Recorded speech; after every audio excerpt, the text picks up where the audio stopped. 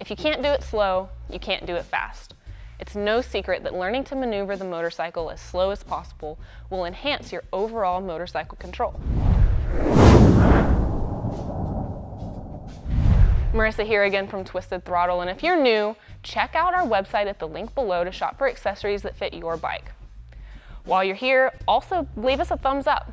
Subscribe to our channel for future updates on products and more motorcycle content.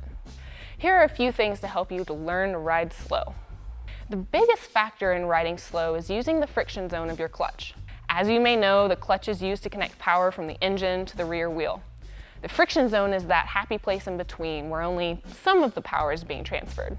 Using the friction zone in conjunction with brakes and throttle as you ride slow will help you maintain speed and balance. If you look down, you'll likely go down. Use proper riding position and make sure to keep your head and eyes up. Looking ahead will help you assess your surroundings and will be helpful as you select lines ahead of time.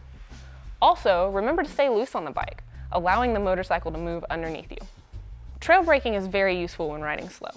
Using slight pressure on the rear brake, along with modulation of the friction zone, will help you to stabilize the machine underneath you. As you incorporate braking, you may notice the need for a little more clutch and throttle input to keep the bike from stalling. To make slow riding practice more fun, there's a few drills that you can do. Ride as slow as you can in a straight line. You can make it even more fun by challenging a friend to a slow race.